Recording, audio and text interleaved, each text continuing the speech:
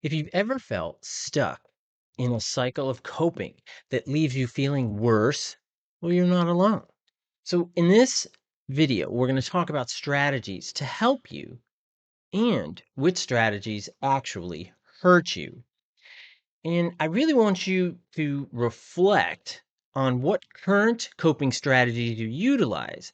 And I want to encourage you to recognize the maladaptive, right? Those bad or worst coping skills that we're going to talk about today, and focus more on those adaptive, healthy, helpful strategies. So let's get into it. Let's look at it. And there's no shame. The strategies that you use, we just have to look at them and say, you know what? They're not really helping me. I got to move to more adaptive ones. And that's an adaptive thought, and that will encourage you to go forward. And that's what I'm encouraging you to do. Okay, so let's get into it. First, worst coping skills. All right. So, number three, worst coping skills, impulsivity, specifically impulsive spending. And what happens here is that this is often a distraction tactic that can help, that seems to help manage emptiness and that sense of rejection, that sense of feeling disconnected. So, buying something, it often provides what's called a dopamine hit, right? So it spikes up your dopamine. But a lot of times people have buyer's guilt, buyer's remorse, and afterwards you get a sense of regret or financial anxiety. And that can create a shame loop, but it can also tap into feelings of worth too. When you buy something nice for yourself, then you could look at it and say, well, I don't really deserve that. I shouldn't have bought that. I shouldn't. And that's, of course, a financial issue yourself that you have to look at if you can afford it. But what I'm talking about is the psychological component of buying things impulsively. So, impulsive spending in order to push back on feelings of rejection, emptiness, and abandonment. And we got to be really careful. So think about, do I impulsively spend when I feel like I might get abandoned, I feel rejected, or I feel a sense of emptiness? We got to be aware. And how do you feel after that impulsive spending? Let's talk about number two. Number two, emotional numbing. And this can be done through screens, phones, right? Our face is always in our phones, or could be done through a variety of things, substances, even oversleeping. And what happens is that these strategies, emotional numbing strategies, is it temporarily blocks pain, but it also delays healing. It prevents you from moving forward. It prevents you from working to challenge that BPD, family in the head, and family in the head, as I've talked in some of my other videos, but if you haven't seen them, here it comes. Family in the head, it's this chorus that we have in our head, and everybody has it. People with BPD or with mental health issues tend to have a higher probability and propensity for negative family in the head that's overly critical, shaming, guilt emphasizing. So it enhances this negative view of self, other, and the world around you. And that's that family in the head. And that can drive you to emotional numbing. But we have to confront, look at those thoughts. We have to look at that distortion. Now, in one of my workbooks, the BPD workbook, I talk about what's called a BPD lens. And that BPD lens, it's a distortion of how people with BPD, borderline personality disorder, or BPD traits, how they see themselves, the world, and everything else around them. So, an emotional numbing can be really detrimental, and it disconnects you from your feelings, but also who you are, and it can create distance in your relationships. Oftentimes, a sense of numbing or a feeling as though you're distanced, and this could also be dissociative too, distance from your emotions. People misconstrue that as healing, and that's not what we want to do. It really just means that you're putting it on pause. It's like hitting that pause button, but that pause button removes you from dealing with it. And sometimes the most important thing we can do is look at, explore, and challenge it. And I know it's frightening. I know it is. I totally get it. So many of my clients are really afraid to confront their maladaptive beliefs, behaviors, and patterns because they've been there for so long and they've created a comfort zone. Comfort zone does not mean adaptive and healthy. Comfort zone just means that's where you're comfortable because you spend the most time in it, right? So it doesn't mean it's good for you. It doesn't mean that you're moving forward. We got to bear that in mind. Number one, the number one worst coping strategy is splitting. Now, splitting is seeing things in black and white. And splitting for my clients, what I like to do is I like to do that. I like to equate it with something visual that they can see. So they can picture that in their head. I hope they picture a little Dr. Fox, a little me, right, in their head going, oh, that's a split. Oh, that's a split. You can add the buzzer if you want. Hopefully you heard that, split. And what happens is when they're splitting, and most commonly in BPD, it's related to relationships, and it adds to the chaos and often upheaval seen in relationships for individuals who have BPD traits, borderline personality disorder traits, or borderline personality disorder, the full disorder. And we're talking about idealization, meaning you're just the greatest thing ever. It's just wonderful, perfect for me. You're my soulmate. It's magic. We're never going to disagree. We're never going to, see things differently. Everything's going to be perfect. And then there's devaluation. So idealization, devaluation. Devaluation is that you're the worst. You're the devil. You're out to hurt me. I know you're secretly doing things behind my back. I know you're going to abandon me. I know you're going to reject me. And I know you're going to amplify the emptiness inside of me that I feel. What happens is that splitting, it damages trust and it reinforces instability. It reinforces this sense that everything could be changing in a moment, but it's also over externalization, meaning that you don't have control over it anymore. It's what the outside world tells you your life is, tells you what your experience is. That's a tough place to be, man, oh man, because it's like getting on a roller coaster, but you think that it's gonna be like a chill ride, where you're just kind of like, dude, it's a small world. If you've ever been to Disney World, it's a small world. That's the resting ride, right? You can take like a little, 3-4 minute nap. It's kind of nice. But imagine going on that, right? But you end up on Space Mountain.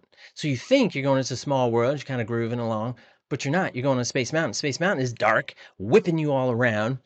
It is pretty amazing and pretty fun, but it whips you all around. But if you think you're going on a chill ride and you end up on a fast, whipping around ride, creates what? Fear of abandonment, rejection sensitivity, emptiness, doubt, fear. It just amplifies all of those negative feelings inside yourself. Splitting, it can feel like it's clarity. And because it is a maladaptive strategy, in some ways, and I've had a lot of clients tell me this, but it's easier. It's easier just to see the world in black and white and extremes because then there's no guesswork. But the problem is such a small percentage of our lives are extremes. And it's absolutely true. I know it doesn't feel that way. And BPD, Family in the Head, tells you that the world is only in extremes, intensity. And that's why a lot of individuals with borderline personality disorder are really working hard to manage it, try to calm it down, try to, how can I do this? What can I do? And so they're spinning all the time. And that leads to exactly the 3 worst or most unhealthy coping strategies. Impulsive behavior, particularly we talked about spending, emotional numbing, creating that distance, even in some cases encouraging dissociation and splitting. But what happens is that, and we'll go back to splitting, but all of these, it can enhance this trauma-driven sense of experience that perhaps in your life you have been abandoned, perhaps in your life you have been rejected. And those are really hard concepts and difficult issues to manage. But those maladaptive coping strategies, which you feel at the moment, I get it, feels like at the moment you're dealing with it, but you're not. You're not. And I know it's hard and I know it's frightening. So I want to give you 3 best or most adaptive strategies as well. First, structured journaling. You got to get it out. You can't keep it in. If you keep it in, it's just going to keep spinning and spinning and spinning and spinning and spinning. And if it keeps spinning, right? When something spins super fast, it creates this heat. That's like in your brain.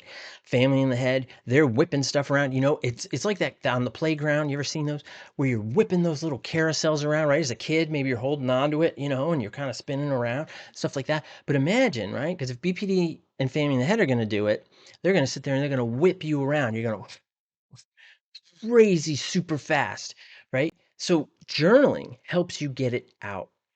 It can prevent you from getting on, right? That little Ferris wheel, right? On that little carousel. It helps you process your emotions. It can help you identify patterns, and it can help you track triggers. And it promotes mindfulness and self reflection. So, journaling can be really, really great. It's more than just venting, it's translating emotion into insight. And that's what we want to do. Because remember, like I said earlier, we have to confront those emotions, that BPD and family in the head. And it's tough because BPD family in the head didn't one day pop up. They're typically from historical patterns and experiences where you have incorporated beliefs and behaviors in order to survive. I totally get it. But what happens is that to get you through that earlier makes total sense why they would be there. Totally get it. But then as adults, we have more power. But BPD and family in the head doesn't want you to know that. And journaling can help shine a light on that. And that's super important. Number 2, this next one is from DBT, Dialectical Behavior Therapy. And this is called opposite action. And what this is that it breaks reactive habits. This could be, for a lot of individuals, it's withdrawing, could be lashing out. So those are sort of, I mean, think about it, right? You're withdrawing, it gets so intense. So you withdraw and you pull back. Or lashing out, which is you attack the object that has offended you. And what opposite action does is it teaches emotional flexibility and regulation. So there's 3 core steps to opposite action. First, you're going to identify the emotion and check the facts. Name the emotions, name your feelings. Is it anger, shame, fear of abandonment, rejection sensitivity, emptiness? If that's what it is, we got to name it. And does this emotion fit the facts of the situation? Meaning, in order to see the facts, we got to take off those BPD lenses. If it doesn't, or acting on it will hurt you or others, and you have to make that determination, then we move on to step 2. In step 2, we're going to determine opposite action. We're going to identify the emotional urges you tend to do, right? So, what is that urge? And that urge is, believe me, I get it. It's like a rocket ship inside your chest that's pushing you up to behave in a way because you have to immediately control these behaviors and what's going on. Otherwise, everything will explode. And oh my God, what are you going to do? Right? I get it. I totally, totally get it. But choose the action that is opposite to that urge. For example, if you're afraid and you want to avoid, opposite action is to approach in a healthy way. And you're going to have to take some deep breaths. You're going to have that sense of control. And that's why a mental health provider can sometimes be really helpful, who understands BPD as well as has a good grasp on a lot of DBT skills. That can be helpful as well. But if you're angry, as another one, if you're angry and you want to attack, opposite action says gently problem solve or walk away. Don't storm out. That's different. That's different. You're going to gently problem solve or walk away. Opposite action. I'm telling you, it gives you a greater sense of control. At first, BPD, family in the head, is going to discourage you from doing that because those old urges and patterns, they want to pull you back in it. They want to keep you in that unhealthy comfort zone that we talked about. Lastly, act opposite all the way, right? If you hit a home run, you're not only going to second base, you want to go around, right? And you want to go home. I get it. Fully commit to the opposite action behavior with your body language, tone, and thoughts. It has to be all of you invested in doing it differently. Very hard. Practice this consistently. I'm telling you, it can help you. Even if it feels weird or unnatural at first, that's completely understandable that it would be, right? Because it's outside of your comfort zone. But when you're dealing with maladaptive beliefs, behaviors, and patterns, outside your comfort zone can be a very healthy place to be. Remember, your feelings are valid. It's the actions that tends to be maladaptive and hurtful when it's driven by BPD and family in the head. Last one, co-regulation. And what this is a safe connection with another person to regulate distress. This could be a mental health provider, could be your partner, but if your partner's been the recipient of a lot of, let's say, like BPD venom, BPD negative energy, pain, suffering, stuff like that, sometimes we got to find another source to manage this with. And so that you can then go back to that favorite person, back to that individual, and reconnect in a more healthy way. Because if you've been having a preponderance of maladaptive connection to someone else, so you've been fighting more, they've been the object of a lot of that family in the head BPD, they may be a little nervous at first, like, wait, what? Wait, are you going to attack me eventually? Things like that. So their defenses are up. We get it. Doesn't mean they don't love you. Doesn't mean they don't care about you. Totally makes sense. So sometimes you have to find somebody else. And that, again, is where a mental health provider can be really helpful. Co-regulation is powerful to manage those attachment wounds. Absolutely. To revisit those old patterns that you keep falling into that reinforce your beliefs and behaviors. See, it all makes sense. It all fits in. And sometimes the fastest way to calm your nervous system, to chill out, is through someone else's, is to be able to process that with someone else, to process those feelings. And that's so important. Now, I want to put up a chart here so you to see. This is BPD coping skills ranked worst to best. Okay, so check it out. Gives you a nice little image, and you can see here splitting, probably the most destructive, emotional numbing, second to that, impulsive spending, just below that. But if we flip it, what are some adaptive strategies you can utilize? Structured journaling, very helpful. Opposite action, co-regulation. And you see the impact on recovery is that the more management you have, the more insight you build, the greater control you have. And I have never, ever had someone who wanted to work with me because they've wanted their BPD to be worse. I've never had it. I know people believe that individuals with borderline personality disorder want to be more destructive, want to be, more emotionally reactive. That's absolutely positively not true, and that's part of the stigma.